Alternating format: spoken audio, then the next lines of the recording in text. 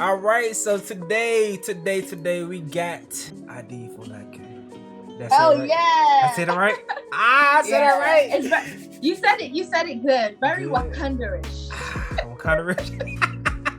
You gave it the Wakanda accent, but we good. Okay, all right. So the lady, she is on BKCHAT London season 5, and I seen a recent BKCHAT London episode about being able to speak to other people from across the nation and across the waters, and seeing like what they were talking about as far as American influencers being more able to reach out to them. So that shit right there, I feel like it's just the admiration from across the seas make me like, oh no, I want to tap in with them because I admire them as well. So yeah, funny enough, the first video I watched, your reaction video to the baby mama episode. Oh, that was actually the first one I watched. Really? Yeah, and I saw your reaction and I was like, oh, America's watching? Yeah, we watching. Let's see what an American thinks about this. The fact that you were American was already interesting. I was like, how many other Americans are watching BKCHAT London? This is so cool. I understand, because like think about Twitter. Twitter is powerful. Twitter got me watching BKCHAT. Twitter got me watching also Does the Shoe Fit. When I see things go viral, Does the Shoe Fit is hilarious. Would you ever go on that show? Oh no. No, you would go on Does the Shoe Fit? Why not? No. Because I feel like you go on that show to be made fun of. Like the girls they are nice to the girls. You're right, because in my reactions I roast a little bit. Unless you fine as hell, I don't roast that much. I can't. Yeah, and when it comes to things like dating, I take things like that seriously. Like if I'm going on a dating show, I'm not going there for banter. Yeah. Like maybe if I was like 5 years younger, I would just go on it for fun. I take dating seriously. I'm not going to go there so that young Philly can like laugh in my face. Nah. Philly don't care at all. Philly, he's only there for jokes. Just for jokes, man. All right, man. So a little bit of your background. Like, who are you? Where are you from? Give me a quick little background of you. Right, so I'm Adefolake. I call myself the Brunei Beauty, which is a British Nigerian girl. Hey. And that's because I basically lived in both countries the same amount of time throughout my life. Yeah. Yeah, a Lagos, London girl. I take both training and my love for both countries, and I use it to kind of make my brand and make who I am. I'm a content creator. I'm a script writer. I love everything TV. I love working with talents, and yeah, and I'm going into the beauty world recently as well. That's dope. So when you talk about script writing and stuff like that, are you looking to do more things that's in the UK, or do you want to come over? Do you want to come over to the US? So how do you feel about that as far as your career goes when it comes to script writing? God, I want to be everywhere. So everything I've written has been for Nollywood. So I've written shows that have aired on TV in Nigeria and stuff, presented on shows too, and produced shows. Okay. But now that I'm in London, I came to London by chance. During the pandemic, I basically came down here for like personal reasons and family reasons, and then also like I just wanted to be with everyone. We all wanted to be under the same roof, because at that time my brother and my dad were here and me and my mom were in Nigeria. So they basically were like, okay, come through. And a project of mine had fallen through because of COVID. Oh, man. And a few months before March 2020, when everything went to shit. That month was crazy. That month was crazy. Yeah. I quit my job as head of productions for a TV channel called Wedding Channel Africa. Okay. In order to freelance and do more freelance work. And one of the big projects that made me feel comfortable to do it fell through because of COVID. So I was like, oh, there's not much I'm doing here anymore. Mm-hmm. So I just came to London with my family, and I was like, I'll just stay here for like 2 months. Okay. It's over a year later and I'm still here. But no, it's coming to a year. It'll be a year in June. Damn. And I'm still here. All right. That's so crazy. So like, how did all that lead to where you at right now, being on BKCHAT London? Like, how did that lead to that? So I was like, okay, let me take everything that I was doing in Nigeria and see what I can do out here. Yeah. So the two of my friends that I live with 2 friends in Lagos, and one of them was friends with somebody that's been on BKCHAT before. Okay. Like they were mutual friends. So they FaceTimed a bunch of times, and it was coming to a time where BKCHAT auditions were coming up, and I think I was like, oh, ask your friend if BKCHAT's happening. Mm-hmm. And he was like, oh yeah, the auditions are coming, you should come through. And I was like, okay, I think I'll do that. I think I'll come through for the auditions. But then I didn't hear back from him for weeks and weeks and weeks. So I followed up, and I was like, oh, what's happening with the BKCHAT thing? And he was like, oh, they haven't gone back to you? And I was like, no one said anything to me. And he was like, oh, snap. So then the casting director got at me and said, what are you doing tomorrow? And I was like, oh, I'm free tomorrow. I'm free.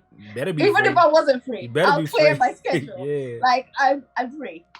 And they were like, oh, come through to the auditions.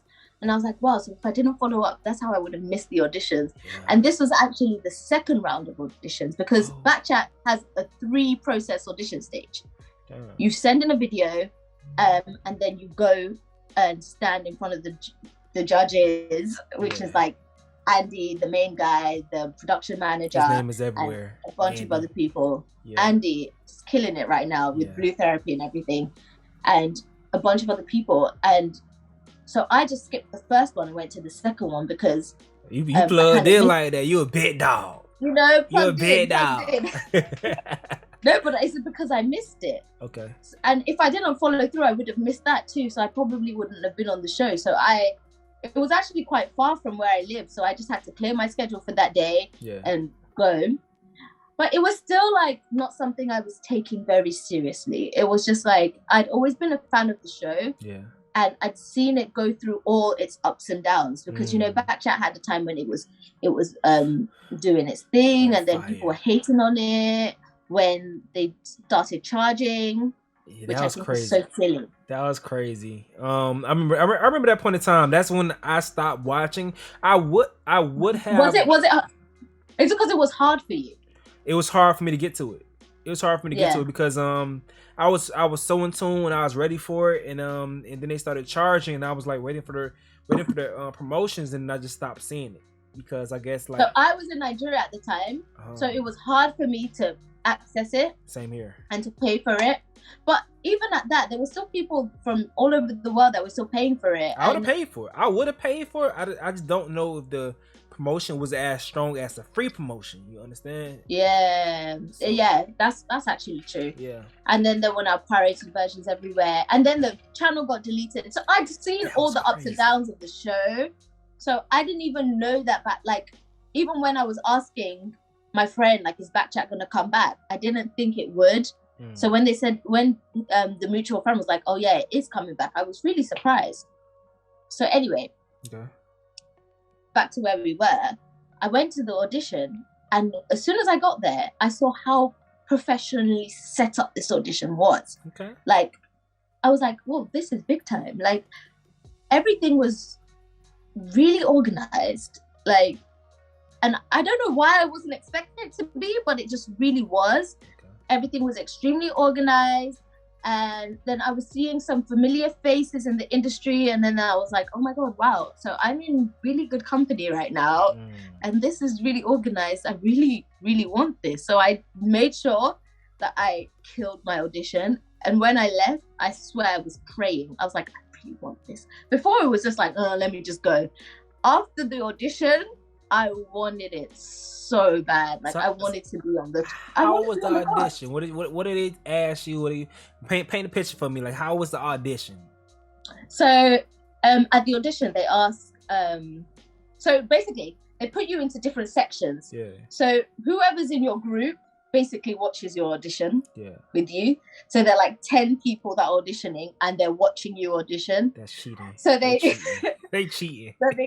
And I hate that. It's like, I hate auditioning. That's my worst thing ever. So I go in front of I stand on the cross, and they ask me, what's the craziest thing you've ever done? And they ask you questions like that. They ask you, what's the craziest thing you've ever done? Tell us about yourself. And then you have other people watching you as well. Mm-hmm. So I just basically said what I said. you know. I feel you. And say that for the next audition. Don't tell nobody what you said. The next audition, you got to drop it on the ass. You know what? That was just for the people that were at the audition. I feel you on that. So, all right. So we all know. I know BKCHAT London's history. You know BKCHAT London's history. 100% fan from day one. Did you feel any pressure with being like, all right, this show that I watched, and now I'm going to be a cast member? Do you feel any pressure every single day you go to shoot, or when you became a cast member? Have you felt any pressure? Do you know why? I'm going to say no. And do you know why? I feel like when I saw the people that they chose, I realized that they were going in a different direction. Like, they weren't trying to duplicate what they'd done before. They were trying to create a new thing. And I loved it. I feel like our cast is like so diverse. Yeah, it is. It's very diverse. Very diverse. Yeah, we have different age groups. We have different races. We have people that are married. I don't think they've had that before. People that are married? You know? Who's married? Charlotte's married with 2 kids. Charlotte, which one is Charlotte? Charlotte's the pregnant lady. Oh, that okay, yeah, okay. I figured that she was talking about. Okay, cool. Yeah, she's married. She's got 2 kids. And you know, so it's just, for me, that just made it like different. And they got people from some people on like what's called Ezo. She doesn't even live in London. She lives in Bristol. Yeah, which is a bit further away. Still England, but you know, so that's different as well. She's Turkish. And then we had like Brandon, who's white, and Brandon's dope. Brandon's dope. Yeah, I fuck with Brandon. I fuck with Brandon because he gives a great perspective to the gay people. He gives a great perspective. I fuck with Brandon heavy. Yeah, he cool. Exactly. So it's just a much diverse cast than what they've had before. Before they've had, maybe you'd say before we've had stronger characters. So people are always gonna miss the Lucas, the Go-Go, the Esther. I miss them too. Oh man. And they actually came on set with us a lot of the time. Oh, really? And I always used to say, are you gonna jump into episodes? Come in the episodes, because I knew people would want to see them. The alpha male. You know, the alpha male. Alpha male. Lucas is a character. I've been a viewer, so I know the viewers would like to see them. But at the same time, it's good to get used to someone new. It is. Cause we know their perspective and everything. Cause when you hear topics, I understand what you're saying, because when you hear topics, or especially with the older class, you will automatically assume where each one of their stances would be. So with a new cast, we're getting to know you guys based on how you feel about certain topics and stuff. I'm still kind of throwing it back, but I'm getting a good grasp of everything. Seeing who we're just on episode 6, so you've got loads of episodes to actually really get to know us. Yeah. So I'm very interested in that. All right, so what is it like on sets? How is it preparing for an episode? So it's really interesting because when we're on set, everyone is very, very calm, very, very playful. A lot of the people on the cast are content creators and influencers. I've seen that you did say on a vlog that says this is YouTube BKCHAT. I've seen that. Yeah. A lot of people are already YouTubers. They already have a platform. They already do influencing on Instagram, have a following already. Mm-hmm. So I guess maybe they wanted to be on BKCHAT because they wanted to let people know they have a voice, as well as the nice pictures they take and stuff like that. You know what I mean? I understand. So there are a lot of people that were like that. So on set, we all had our cameras out. We were all playing, just hanging out, chilling, making TikToks, being silly. Yeah. But the thing is, the producers are very, very smart in the way BKCHAT is created, the way BKCHAT is made. So the way BKCHAT is made is we have 45 minutes to film. Yeah. BKCHAT is not cut and edited. They don't cut things out and put things in and edit things out. Whatever we say in that it's like a podcast, like a live podcast. Yeah. Whatever we say in that 45 minutes is what is put out. So once we sit down and they say action, everybody is on job. Like, everyone is trying to get their point across. Makes sense. Do you understand? Makes sense. No one's trying to waste time because we all have 45 minutes to get this episode done, and everybody wants to do their thing. So it's game time. If we were smiling with each other before the cameras went on, we're not smiling with each other anymore. Now, oh, man. So it took me a while to adjust. Like, I remember me and NK, I mentioned you because we had a chat before we started. I mentioned that, like, a lot of the people on the cast, they call me Auntie Falake. I don't know why, because of my demeanor, because of my, I don't know. They call me Auntie Falake. So NK is one of those people that call me Auntie. And he would always, like, be really cool with me off set, and we had a good vibe, and we'd hang out, make TikToks, be silly. Yeah. And then we're doing, like, the episode where we're talking about gay people, and then he comes at me. I see why your child will lie to you. I see why your child will lie to you. NK, like, on that episode, I thought we were friends. on that episode, NK caught me off guard. I seen NK from Dating Diaries. I'm like, it's cool, dude. It's cool, chill, dude. On that episode, I was like, whoa, a whole new monster. But what we need to learn about, I think he gets very passionate about subjects. Yeah, okay. And especially the pressure of having to put his point across in a short amount of time. Mm-hmm. Because once the time is gone, it's over. You can't talk about it again. Okay, yeah, we do our clubhouses at 10 p.m. But when we were shooting it, we didn't know we were going to do that. Yeah. That's something we found out later. So... Oh, so wait. 1 second. You say you guys go on Clubhouse after the episode? Yeah, every Wednesday we go on Clubhouse at 10. Oh, I'm actually at work instead of the time. Y'all so different from my time. I can't catch no Clubhouses. Yeah. I need to be at work. I think we should let our viewers know that right now it's way past my bedtime. It's 12 a.m. in London. Sorry. What time is it for you? It's 7 o'clock. Look at us. Look at this. I thank you so much for doing this. We do it for the cause. We do it for the content. The content. Oh, I'm sure I look like it's 12 a.m. I'm sure I look tired, but I'm here, and that's all that matters. You don't look tired. You look great. All right. Thank you. All right, but yeah, that was an interesting episode. So, all right, so how was it watching videos back like that, seeing yourself in the action under fire? How does it watching yourself back? Because you don't do reactions to your own videos. Like, you don't do reactions to those. Why not? Do you know what? It's funny to say this. I tried to do a reaction to the last one, but then I filmed it with my mom. Oh God! And once the video started, she was like, "I don't want to react to this." She hated the topic. Oh God! She hated the conversation, and she was like, "I do not want my face attached to it." She said, "I'm not an Agbaya." If your mom is Nigerian, right? My mom is Agbaya Haitian. Means like Haitian. Oh, she's Haitian. I thought you said your mom was. No, but she loves the content. She loves African movies, but she Haitian. All right. So I thought you were saying she was Nigerian. Okay, but my mom, Agbaya means like childish.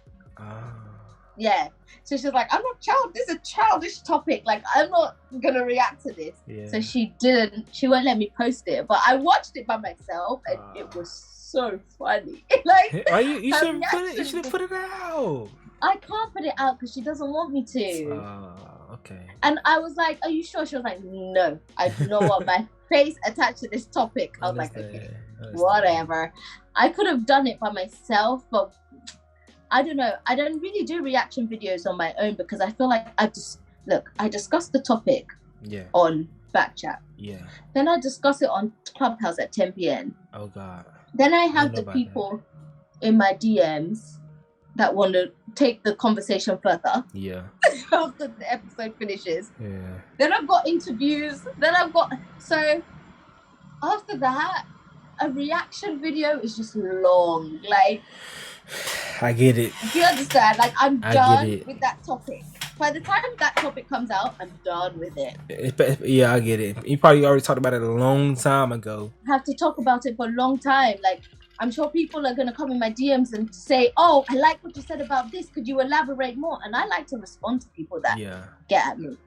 I always like to respond to people that get at me. Even if it's overwhelming, I will just I'll try to give like my best response, because it takes a lot for somebody to reach out, you know? Yeah. So I asked the question to Emmanuel, would you go to your son's wedding? Yeah. And all hell broke loose after that. Yeah, it did. Literally all hell broke loose. And I asked him that question to try and get him out of the situation, because he was saying he would accept that his child is gay, but he doesn't believe in it. Okay, but what does that mean? Would you go to the child's wedding? I thought he would say, yeah, I'll go to my child's wedding. He said no.